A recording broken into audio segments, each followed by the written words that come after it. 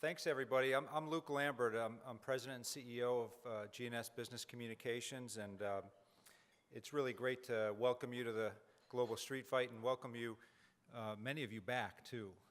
It's great to see some familiar faces. We're really proud to host this event for the third consecutive year. And, you know, I've been a little taken back when I run into industry peers, for instance, after this event, or clients that have attended, or a number of attendees who are just wonder how on earth, you know, we assemble such a high-profile and dynamic cadre of speakers each and every year. And I decided I'd let you all in on a little secret. And one of our secret weapons is Mary Buhay, who's our VP of Marketing. Mary?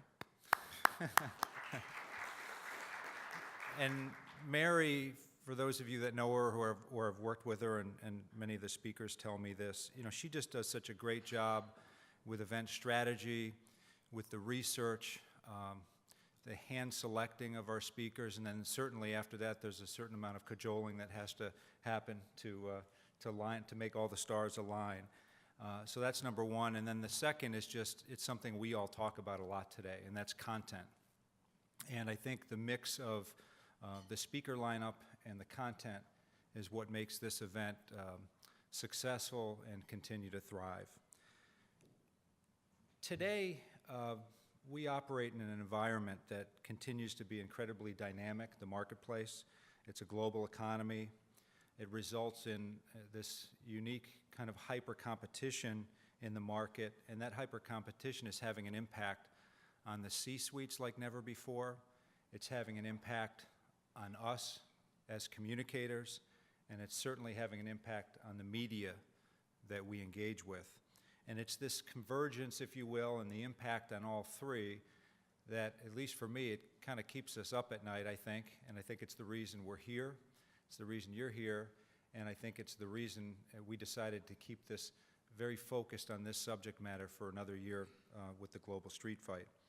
I have the privilege of kickstarting our first discussion, and I'm going to have a conversation shortly with Etienne Uzac, who's the co-founder and CEO of IBT Media.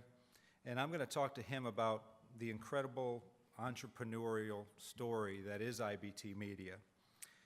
Its rapid revolution, and then culminating in the recent acquisition of the iconic Newsweek brand. Very interesting story. I'm going to leave, because it's so interesting, I'm going to make sure I leave plenty of time for questions, and I think you're going to all leave with maybe a new, different, fresh perspective on the current and future state of news media. And then our second panel is going to be led by Mary Buhay, and she's got some heavyweight insiders and trailblazers with her. They're going to dig much deeper into the evolution of the newsroom today. And they're going to discuss the influence of data on storytelling, and then also how data journalism will take engagement and accountability to levels we've never seen before. Really looking forward to that. And then our last panel is going to be led by Steve Halsey, our very own, and he runs our business consulting practice. And as promised, we've got some really interesting stuff. He's going to bring the C-suite into the equation as we promised, and look at how public perception of the C-suite is changing. Especially important is the fact he's going to spend some time looking at how the C-suite seems to be in a constant state of flux. Some would even say, and Steve might bring this up, how it's a constant state of crisis that's facing many CEOs. And if that weren't enough, he always needs a little more time. Steve's going to unveil the results of our third annual Global Street Fight study. And that was conducted by Nielsen, and he's going to get some reaction and some analysis from his very esteemed panel. Before I jump in with Etienne, I was hoping you'd indulge me and give me just a minute for a brief commercial about G&S. We're an independent business communications firm. We've got headquarters here in New York, offices in Raleigh, North Carolina, Chicago, and Basel, Switzerland. We have a global footprint in nearly 50 countries through PROI, which is our global affiliate network. When you look at our client experience, we don't try to be all things to all people. You'll see that our strengths are in advanced manufacturing, clean tech and energy, consumer, home, building products, financial services, and of course, agribusiness and food. In addition to a fully integrated suite of services, and I promise I'm not going to list them all, some big differentiators for us are our practice areas that include our business consulting practice, sustainability practice, and also our employee engagement practice. If you have any questions about G&S, there's some friendly faces around. Feel free to ask. And then separately, I'd encourage you all, if you have time, to stick around afterwards. I think it'd be a great opportunity to network with some peers and some of our speakers that are able to stay behind. So without further delay, I'm going to get started with our first session. And Etienne, I'd like to introduce you, but while I'm doing that, please make yourself comfortable. Etienne Uzac is the co-founder, as I said, and CEO of IBT Media, a New York-based digital media company, as many of you know. He started the company in 2006 with Jonathan Davis, and that was after completing his bachelor's degree at the London School of Economics. Etienne has a truly global perspective. He actually grew up in France and South Africa, and it was while attending university in London that he saw an opportunity to really, this opportunity I don't think anybody else was even close to thinking of, to enhance a business media offering, and this goes back a few years when no one else was looking at this, to emerging and fast-growing countries.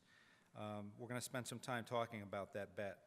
It's there he started working on the launch of the International Business Times IBT.com. Again, it's a digital media property, and today, remarkably, has over 40 million monthly unique visitors. Check it out if you haven't.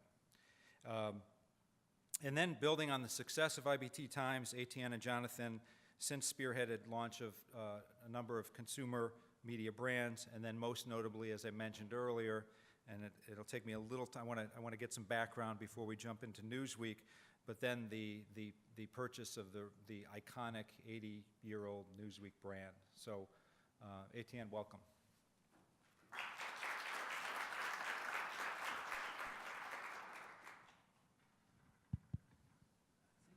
Thank you, Luke.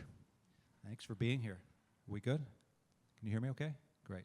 Etienne, let's start with a little bit about your background. It's, as I started to say, very non-traditional, especially London School of Economics, and especially for somebody that wanted to start a media brand at a time when when everybody would think you were crazy for doing such a thing. So why don't you start with a little bit about your background and why the media world? Great, thank you. First off, I don't think anyone thought we were crazy because no one knew about us.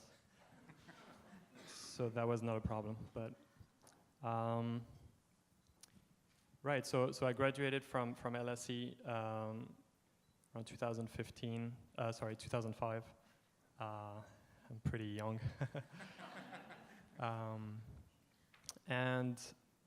And really, there was, we were studying several things, including developing world economics and urbanization around the world. And there was a clear sense that the world was rapidly evolving and changing faster than ever before. There was going to be a drastic shift in, for example, middle class. It was not going to be just the United States and Western Europe that controls spending and things like that, but it was going to happen in other countries as well. And we were, I was reading the journal Europe edition. I was reading the FT and The Economist, and that was, part of the reading. Those are awesome brands, and I truly respect them. And we saw an opportunity to essentially be able to offer a service to countries outside, the United States, outside of the United Kingdom, and outside of Europe. So, but truly granular, truly authentic to the country. So really having an opportunity to launch a product, for example, in Indonesia, a product in Nigeria, a product in Brazil. Truly authentic products that really speak to the local economy and the local people. Great. you're just out of school, a big idea. Whether people knew about you or not, is another story. I would call it a big bet, still, looking back, and a big bet with very limited resources, I understand at the time. Can you talk about how you could make something like that work, or what made you take the plunge? We really thought it was a good idea. We didn't know how to make it happen, but we thought, it's got to work, because the world is globalizing. Some consulting agencies talk about globality, where all the countries are competing at the same level, where you can have startups and corporations coming out of Africa, Southeast Asia, competing with the Apples and the Googles of the world. This is something that we've never seen before. We see it with Xiaomi from China, starting to compete on the smartphone business. These types of things are going to continue to happen more and more. So really the world is changing, and we thought that the world needed a business information company that truly serves that new world. And then talk about you mentioned some other iconic tech brands. It almost seems to me that given what you were trying to achieve, and as focused as you were, and with the limited resources that I talked about, you almost had to adopt a tech startup mentality. And wondered if you could talk about what mentality you and Jonathan need to have, and also maybe spend just a minute on you and Jonathan. Why did you guys make a good pair? What were the complementary aspects of either your backgrounds or your relationship that made this work? So actually, I'm not very familiar with the tech startup culture. I haven't worked for a tech startup, but I could say there definitely was a startup culture. I think we had very little funding. This is a bootstrapped organization, so essentially we reinvest our own profits into the organization. There was an interesting article yesterday on DigiDay about VC not necessarily being the only avenue, and potentially being a dangerous avenue for some media companies. So we made the bet on bootstrapping the company because we thought we had a long horizon. And I would say that it's been a very scrappy culture where I was doing sales and Jonathan was essentially writing. We chose the name International Business Times. It's a very bold name for an organization with 2 people. And we just thought that things were going to work out. In terms of my relationship with Jonathan, I met him in San Francisco in 2005. We were both part of a campus ministry at our own respective colleges. Okay. And we met at a conference there in California. I was looking for a co-founder. He was looking to move away from electrical engineering and chips to software and internet. I see. So we paired up, and we were a good fit since then. Oh, great. Very interesting. We did have an opportunity. We met over breakfast, probably a couple months ago now, and I can say, as somebody that works with a lot of businesses of all sizes, one of the things, without question, that led to your success was a laser-like focus. And you described for me, I probably shouldn't quiz you, but you mentioned 3 areas of focus, and to me, I describe them as laser-like, and they were interesting, and I had written them down after we had breakfast. One was a new economic model. The other was your approach to audience building, and then 3 was a digital culture. And you spent a little bit of time over breakfast talking about each one of those, and I think the group here would find that very interesting, because whether businesses are small or large, it's this kind of focus that I think if you stay at your goals, it'll make you success. So, sure. So, I think our goal has been really to increase the audience and increase the the rate of advertising. So essentially, if you multiply audience by the rate of advertising, this is your revenue. We've started from a publicity and advertising model. This has been our primary model, and it still is the primary model today. So it's pretty simple. If you have a large audience and you have a high rate of advertising, then you grow your revenues. So that was essentially our commercial focus for the last few years. We've evolved a little bit today in terms of what we look at. Instead of the rate of advertising, we look at revenue per user. Okay. However, at the time, it was really audience building and growth in the rate of advertising. Okay. I would say that the reason we wanted to have a large audience was because we knew we needed great advertisers, but we were too small to get to them. So we could not get into your guys' agencies, for example, because we were too small and they would brush us off because we didn't have the 3, 4, 5 million unique visitors that we probably wouldn't appear on ComScore, right? So that would sort of prevent us to meet with the agencies that matter. So we knew we had to get a large audience. So that really led, and Jonathan really led this part of the business, the audience building. And this has been a battle since the very beginning, and I think it's one of the reasons why things are working out for us right now. It's really the creation of a culture that evolves over time, and you could call it a digital media culture. I don't know if it's necessarily a tech culture, but definitely a digital media culture of being scrappy and really trying to understand what the audience is interested in. So very early in the days, we had our own proprietary, for example, I'll give you an example, real-time analytics. So a lot of you know Chartbeat, perhaps, which measures real-time audience on various properties. So we had our own version of Chartbeat like 2 years before Chartbeat came out. So that really gave the tools.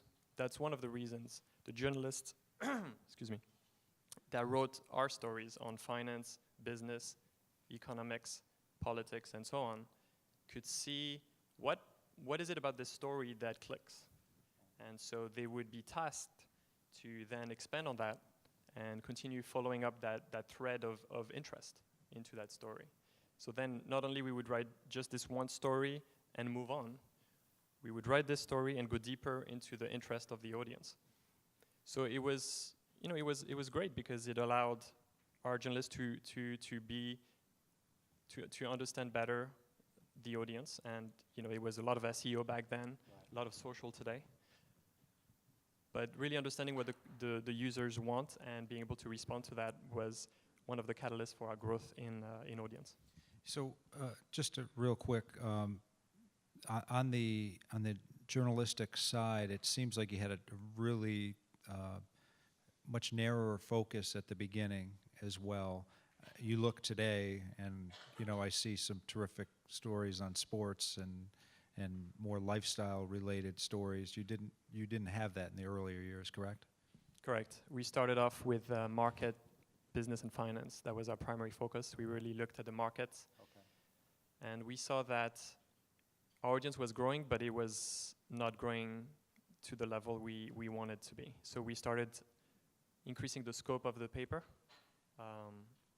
of the website to go into lifestyle, entertainment, and sports, called global society, and so on and so forth. So now it's a pretty broad property. Okay, great. So success, when did it come, and what did it look like? It looked like a hyper growth in audience in 2010. 2010? 2010, that's really where things started to really shape up. Prior to that, we had still around 15, 20 employees. After the end of 2010, we were able to ramp it up to maybe 40 to 50 employees. Okay. Did you think it was going to be sustainable at that point? I thought we had momentum and Right. positive momentum, and we actually broke even at the end of 2010. Okay. So around that time, I thought that it was really going in the right direction. Great. Okay, so let's jump ahead. We have a success now. The audience is building. Today I mentioned it's 40 million monthly unique visitors. Enter Newsweek 2013. That is a pretty incredible story. Tell us a little bit about that from the background. How did that even get on your radar? Was it something that happened quickly? Tell us a little bit about that. Well, there's a little bit of a inside story here. We actually moved into their offices in 2011, downtown Manhattan, near Hanover Square. They were being acquired by IAC, by Barry Diller's company, and they moved their headquarters from, which is now where is our office right now, to the IAC building. So we essentially took over the floor and a half that they had at 7 Hanover. So that was interesting. They were moving. We ran out of space in our current spaces, and we wanted a bigger office. And through our broker, we found this space, coming up to the market, and we jumped on the opportunity. So that was actually our first live interaction. We had some conversation with the CFO right there. And as we continued to grow, and as we saw that Newsweek was continuing to struggle, we thought to ourselves, what if there was not an opportunity here to continue growing the company and fulfill our mission and look at our global footprint and potentially acquire Newsweek if the economics are right. So we contacted the IAC, the Daily Beast, to see if they were willing to sell. They said no. And after a year and a half, I believe, they contacted us and said, there might be an opportunity. Very interesting.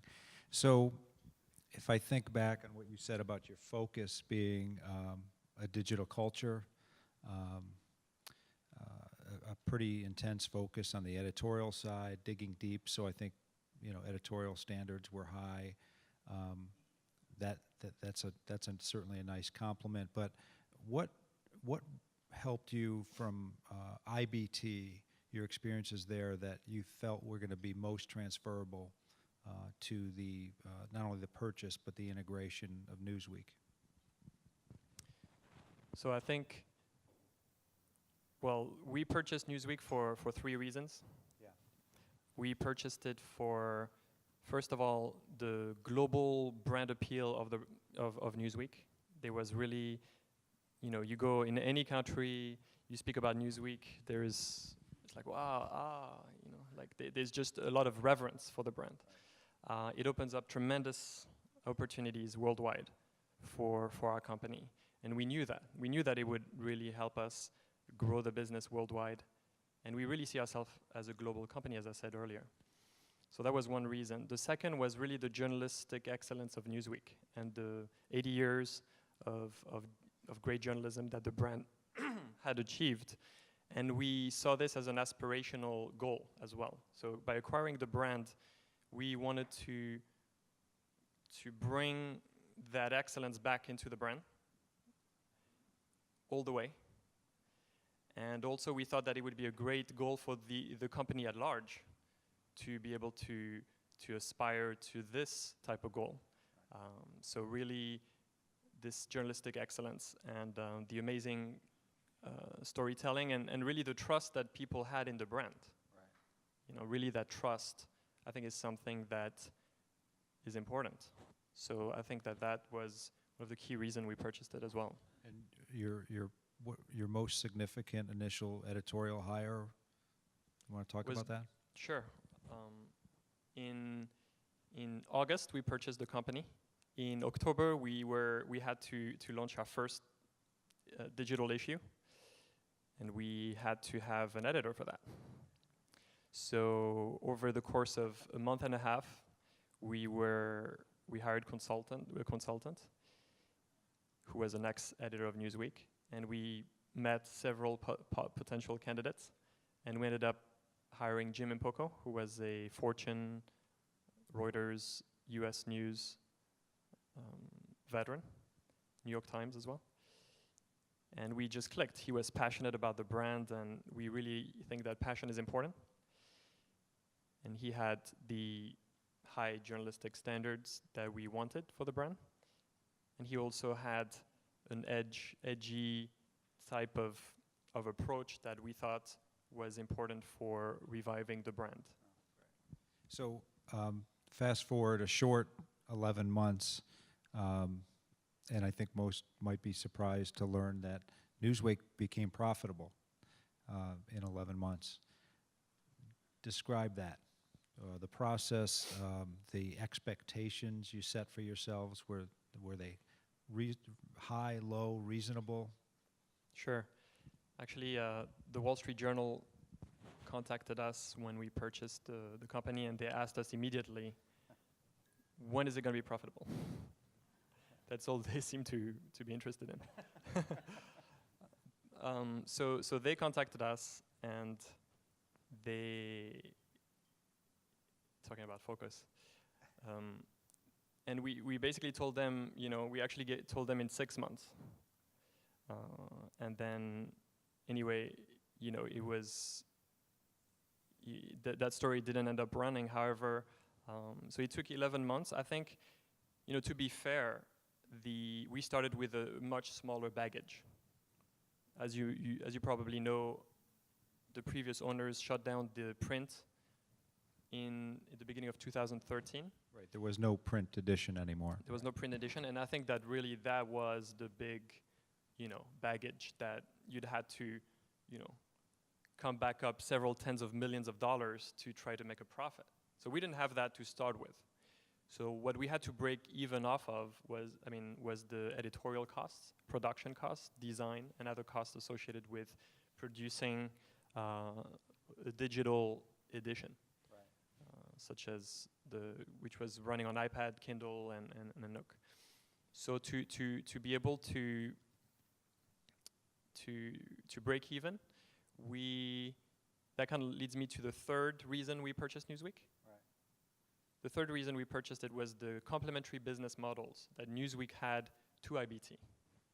And that is a subscription model, a consumer revenue model that IBT didn't have, or we didn't know how to do. And licensing, so syndication licensing to foreign countries, and syndication to university libraries and things like that. Interesting. I want to turn it over to questions, but I got to ask a couple more myself first. And then the biggest thing is, I think the most counterintuitive decision you made, and I think most would ask, why on earth did you do this? You then made a decision after 11 months turning profit to bring back the print edition.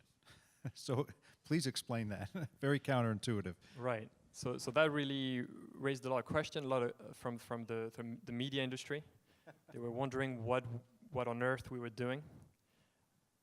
And you're right, it's quite counterintuitive at first, because simply, and again, this is, you guys are in the PR and communications community, so you know how that works, but there is if articles keep coming out, the media keeps talking about the demise of print, then you get that in your head, and you're like, okay, well, it's going down, there's no way, it's kind of doom and gloom. So it's really the pounding of the media on the topic that is creating that type of reaction.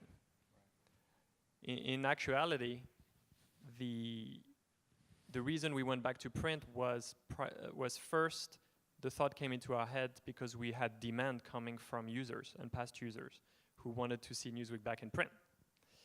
And so we got these requests, and we thought, well, why not? Let's explore it. This is not something that we were interested in doing initially. However, we wanted to see what the cost would look like. So we took a look at, we asked the consultants and people who were working with Newsweek in the past, and we asked them simply, how much would it cost? And they give us a number.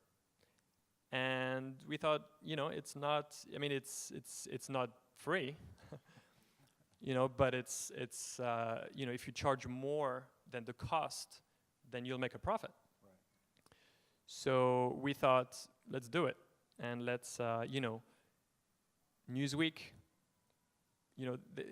we see Newsweek as a brand. So people can consume it online, they can consume it on the print. We partner with the production studio now to create videos for the cable and the digital video industry. And so it's really about being about a brand. But if people really want to read it on the print format, then why not? We are not a print-first company; we're a digital-first company. However, we are not anti-print. So it's just a matter of demand. If people want it, let's print it. And so right now, I think the bet was, first of all, it has to be profitable. A lot of people were talking to us and were like, oh no, print is great, it's a great idea. It's a great marketing tool for your digital site. And I was really shocked by that. I was like, that's not how I see it. I don't see it as a marketing tool because in their mind, it cannot make money. So I thought that, I didn't really think that's not how we saw it. We saw it as another growth stream, right? For us, coming from 0 circulation to now several tens of thousands and approaching 100,000. I think that we were able to grow that business, and we were able to do it in a profitable way. So now our print is profitable on the subscription side and on the newsstand side. The subscription side because we charge more than the cost of print. Yes. Don't give it away. Don't give it away. And then my last question, and we'll turn it over, is I wanted to give you an opportunity because you have a room full of communicators and marketers here about just tell us what's next. I mean, you talked about advertising. You're certainly not apologetic about that. You successful blend stories today are those that have a certain programmatic offering. What's coming next? What can we expect next? What might we be interested in? Sure. So programmatic has always been a key part of our business, and it's actually our biggest revenue stream right now. I think that programmatic is going to continue growing, and so just continuing focusing on programmatic and offerings and understanding, our data sets and understanding our audience and how it looks like, and being able to package it for marketers in an effective way. I think this is something that is worth focusing on for us. So we have a team that takes care of that, and our audience is growing, our rates are growing, and I would say that programmatic is not going away for us. Now, in terms of new initiatives, we also are hiring new marketing staff, new chief marketing officer, and a whole new marketing team to approach the advertisers and brands and sort of connect them with our creative power, which is Newsweek, for example. Our editors are, in geniuses, right? They come up with amazing content that really connects with the audience. We grew the audience of Newsweek from 600,000 uniques to 6 million within 1 year, and we have a goal for the next year to double that again. And I think that using that power to engage our users and connecting that to the brand is going to be great. So we are staffing up to be able to have someone on board that can really explain that and really articulate that for the brands so that they can really connect with our audience, and we could create packages and offerings that would allow them to, again, connect with our audience through the creative power of our team. So that's a big, it's a big new business for us that we haven't done yet, and we're excited about it, and we know that it's going to work. Aside from that, I think growing internationally is going to be another important thing for us. Great. Well, thank you. What a great story. I'm sure we have some questions. I'll turn it over so we have a few minutes. Oh, go right ahead.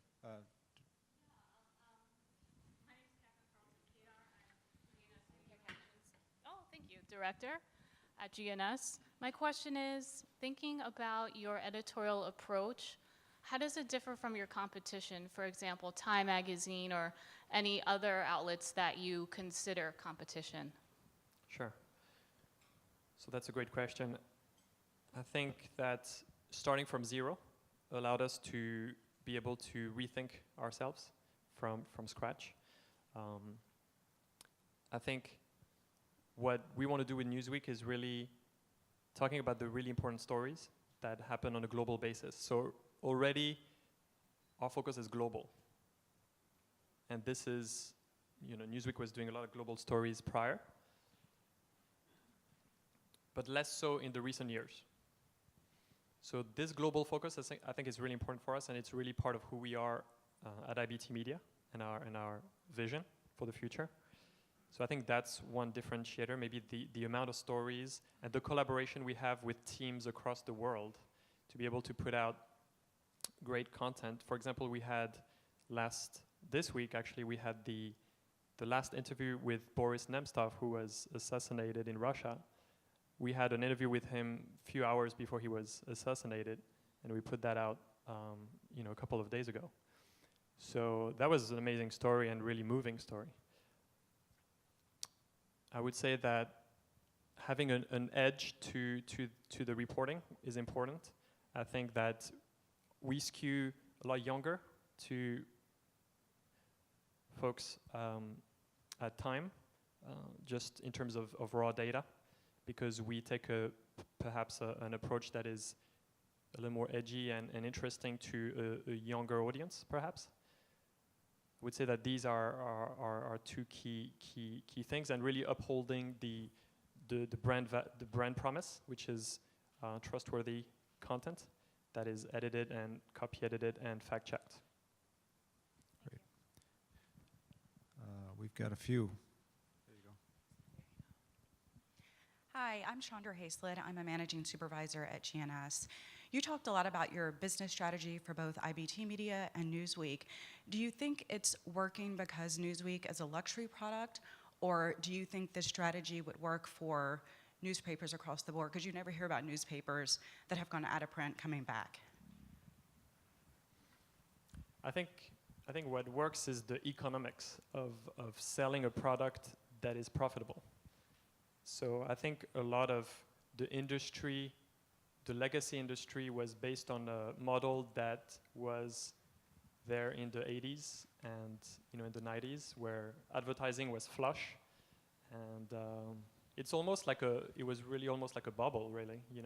There was almost too much money being allocated to print, and I think that being able to focus more on consumer revenue rather than advertising revenue, although advertising is still there, consumer revenue, and being able to charge a higher price than the product that the production cost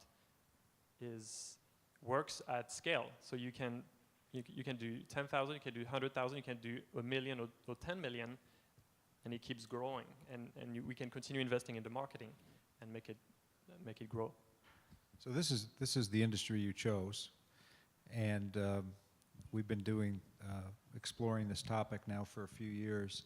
And are you optimistic about the industry overall? Last year I remember asking, aren't we supposed to be at a funeral? I mean, there was very little optimism about the industry, and I'm starting to hear through different approaches, a different mindset, a different approach to a business model, that there's more optimism. What do you think? I think that there is going to be a lot of changes, so it's going to look different. I don't think it's going to die. I think it's just going to look a whole lot different in terms of the business models. and the platforms on which you provide the content, whether it's social platforms, whether it's virtual reality or internet or print or video, whatever it is, you produce content and media. I think that's not going to disappear, and there's always going to be an appetite for that. I think for companies that are entrenched in their ways, not because they want to, but because of the momentum that they've acquired over the last decades, a lot of reinvention is going to need to happen. And a lot of legacy companies are really, I think succeeding step by step. Like it's great to see the New York Times being able to turn a profit and continue to be there and I believe growing. I think we have time for one more question. Paul? Thank you. Paul Meinhardt, I lead corporate communications in North America for a global agricultural company, Syngenta, and we're also clients of G&S. So I'm intrigued about the international aspect of what you're talking about, and just as well as the business aspect, because as Luke has been saying, for years it's been like, we're going to a funeral basically, and so many media organizations have cut back, cut out print editions. You hear everybody talking about in the media trying to figure out how do we monetize the digital offerings, I guess. So I guess two questions for that is the international content that you have. Can you just talk a little bit more about that and explain why you think that's important? And secondly, do you think, so have we sort of turned, so you apparently have turned the corner of this. How do we make a profitable media offering, both in print and then digitally as well? So, I mean, do you see sort of has a corner been turned with that? I mean, certainly it has been for you, but I guess you think others can follow that? So, our international content is really part of who we are as a company. And we really see ourselves in many economies around the world. Just like Nike sells shoes everywhere, or Coca-Cola, I guess a better example, sells Coke everywhere. I see media the same way. Why not have a company that considers certain countries as important as others, because these countries are growing, whereas other countries are growing slower. And actually that creates more interesting content on the business side because, there's just more stories to be written. So I think there's just a lot of content and a lot of stories that we're not hearing about. And this is what we are passionate about since we started International Business Times. For Newsweek, it's definitely an American brand. It's not going to change. It's coming from the US. It's the American standards of journalism, American journalism, sort of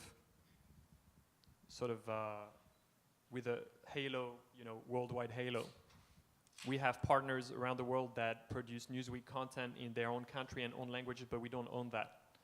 We publish Americas, Europe, Middle East, Africa, and we're about to launch our Asia edition, Global Asia. It's all in English. It's 3 global editions. I think that the people that we are targeting are interested in international stories. And I think that there is demand for it. But you need to stay engaging and stay relevant. There's ways to write about international content so that it relates to the audience that you're targeting and not in a vacuum. So I think it's part of who we are, and it's also, I believe, more and more interesting to a globally connected generation. I forgot your second question. I think you were saying whether we turned a corner for the industry? Yeah, I mean, again, because we've been hearing for years, everything has been going on a downward slope, and so many cutbacks. In terms of the media industry. Yeah, in terms of the media industry, right, and figuring out how to make money in an environment where audiences are moving to digital, and so it seems like you're doing that.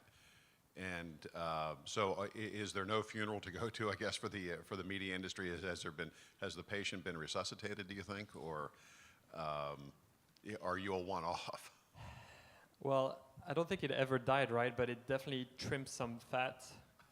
I think in some ways I don't see, there's no death going on. It's just like trimming, because the media industry was controlling audiences before, and now it's Facebook, it's Google. They control a lot of what audiences do. They do it on those platforms, and then they use those platforms to come to media platforms. So they really took a central stage in our life, whether it's YouTube or other platforms. Before those platforms were here and the internet age, you had to, you didn't have a choice, and you had to get your information through the media platforms, and advertisers paid good money for this. And I think that it's just a market transfer. A lot of the wealth is moving from media to those digital platforms. But the digital platforms, continue to need a thriving media industry to, even though they're the platform, we still consume the content coming from the media industry. So I think it's going to stay there, but a leaner set. Excellent. Thank you. I'm sure we had more. I'm sorry. But Etienne, thank you very much. With that, I'll bring up Mary Bouhay for her introduction of her panel.